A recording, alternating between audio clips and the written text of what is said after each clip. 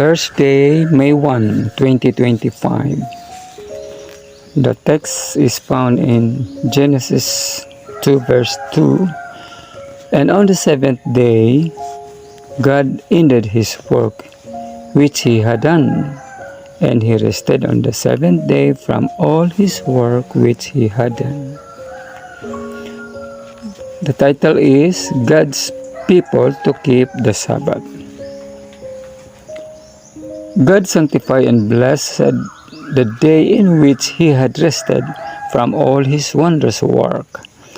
And this Sabbath, sanctified of God, was to be kept for a perpetual covenant. It was memorial that was to stand from age to age till the close of earth's history. God brought the Hebrews out of their Egyptian bondage and commanded them to observe his Sabbath and keep his law given in Eden.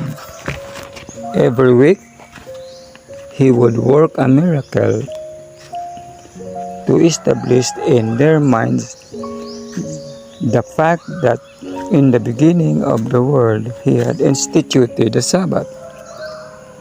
In the third month they came to the desert of Sinai, and there the law was spoken from the mount in awful grandeur. During their stay in Egypt, Israel had no long heard of and seen idolatry practiced, that to a large degree they had lost their knowledge of God and of his law. In their sense of the importance of the sacredness of the Sabbath, the law was given a second time to call these things to their remembrance. In God's statute was defined practical religion for all mankind. Before Israel was placed the true standard of righteousness.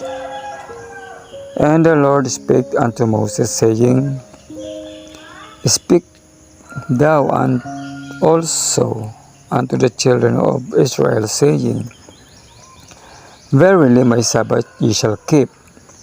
Some who have been anxious to make of none effect the law of God have quoted this word, Sabbaths, interpreting it to mean the annual Sabbath of the Jews.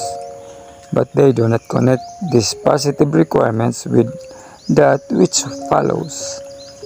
For it is a sign between me and you throughout your generations, that ye may know that I am the Lord that doth sanctify you. Ye shall keep the Sabbath therefore, for it is holy unto you.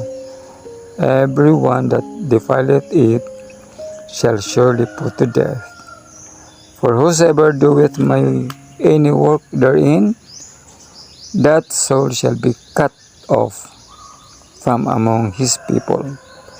6 days you may work be done, but in the seventh day is the Sabbath of rest, holy to the Lord. Whosoever doeth any work in the Sabbath day, he shall surely be put to death. Wherefore the children of Israel shall keep the Sabbath, to observe the Sabbath throughout their generations, for a perpetual covenant. It is a sign between me and the children of Israel forever. For in 6 days the Lord made heaven and earth, and on the seventh day he rested and was refreshed. This is taken from the book To Be Like Jesus by Ellen White, page 129.